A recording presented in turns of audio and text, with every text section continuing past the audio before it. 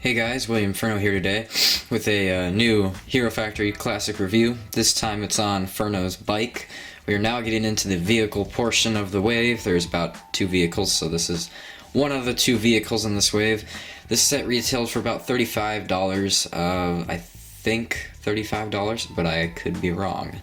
So, let's just start off by looking at just Furno. So we do get a duplicate of Furno in this set. You just get kind of another version of him.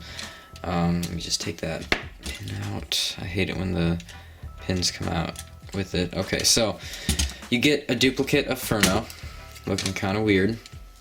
The difference between this Furno and the other Furno is, of course, the fact that he is completely bony in this version. He has no armor at all. And his bones aren't orange, they are instead red. So he is a completely red character who looks very, very skinny. And he doesn't have, like, he doesn't have his weapons, he doesn't have as much bulk, but you do get another version of his mask. Not version, but another one of his masks, like the same William Furno mask. So he's just kind of your standard build without armor, just kind of a bony build. He does come with the original Toamata feet. I know these are widely used like everywhere, and from Bionicle to the first wave of Hero Factory, but I think it's cool how we see these in red again, and the red color on these feet have been used for like 9 years at this point. The first time we ever saw these was with Toatahumata. So I think it's kind of cool that these are still here in 2010. I don't think they're making these feet anymore now. But yeah, that's basically Furno. Furno's feet attached to 2 blue pins, and then his hands obviously attached to handlebars. I also forgot to take a look at the box. I should probably do that because that's sort of important, I guess. You see Furno's bike, and then on the back you see Furno facing Von Nebula on his bike, and yada yada yada. I see that was very important for you guys to see. Let's move on just looking at the bike here. The bike has 2 launchers, one on each side, so its functions are pretty standard. You just hold down the sides and the spheres will shoot out, and they'll shoot pretty aggressively. They're pretty intense. You do get this kickstand on the side, just attaching by 1 ball joint. Kind of cool. It's a smart little idea. Allows you to position the bike in a lot of different ways, or you can just have it stand up like that. The bike obviously has wheels. It also has this point of articulation here, allowing you to turn the bike in many different directions, as long as the kickstand's not down. Turn the bike, and you can turn it that way, or you can just have it go straight. And the wheels are very smooth because they are running on just a couple axles and pins, so they do move very, very smoothly. The bike is pretty long. It's not the longest bike. I think Speedy Demon's bike is slightly longer, but this bike is pretty long, and it has these cool shield pieces on here. You get a couple cool spike pieces, which actually you can just use as weapons, and you get one of those on each side. So I think that's actually pretty cool, and I might end up using those weapons. What else do you get? You get some armor here, so you can use that for mocking. You get this spike, of course. Oh, and Borak eyes and a Borak shield in orange. I don't know if we saw the Borak visor in orange before, but if you haven't, I don't know. I haven't collected every single Bionicle set, but I'm pretty sure there isn't an orange Borak, and yeah, actually I'm pretty positive about that. But yeah, I think it's kind of cool that you get that, and then you get this kind of seat piece, and couple jet boosters.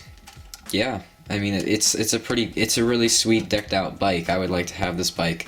The bike isn't used a whole lot in the show. It's used in like the first episode, and then I think Furno might use it to travel, but it's not widely used at all, which is kind of a shame because it's a pretty decent set. Just looking at it, you know, it's pretty complex. It has a nice, fun build. And it's a nice version of a bike built with, you know, Lego parts. It's a nice, large bike. Now, for Furno, when he's on the bike, obviously his articulation is very, very hindered, but you just stick him on like that. Put the axles around his feet, and then you put the axles into his hands, or his hands onto the axles. Now these do have, they're kind of loose, so what's kind of cool about it is that you can like move his fist like he's charging it up. And then of course you can sort of lean him forward, lean it so his chest is resting on that rest there, and then put his head up, and he looks like he's riding and having a great time. You can also adjust his feet on here really far, actually, because they're on just pins again. And you don't even have to have his feet on. You can just kind of have him hanging off in the back there. But that's kind of dangerous. I would assume you might not want to have your feet hanging around by the back wheel. That's a little dangerous. Yeah, that's basically all that there is to the Furno bike. The Furno bike is widely used in my series, though, as you can tell. I use it in like everything. From whenever Furno travels in the Hero Factory Rain movie series, he always uses this bike. So it's very used in my stuff because it's a nice set. It's a really nice set, actually. So that's kind of all I have to say about the Furno bike. There's not much to it. It's a bike and then a standard version of Furno. I give it an 8 out of 10. I mean, it's not perfect, of course. The set isn't flawless in every way, but it's also not my favorite set ever. It's just a nice, decent set. There's not much wrong with it, but I just feel that it gets an 8 out of 10. Just because it's just not my favorite set in the world. So that's kind of all I have to say about it. I'm sorry if this was just kind of an average review, but this is sort of an averagely good set. I'm not making any sense. I'm going to cut this review now. I'll see you guys later. Next review will be Dropship.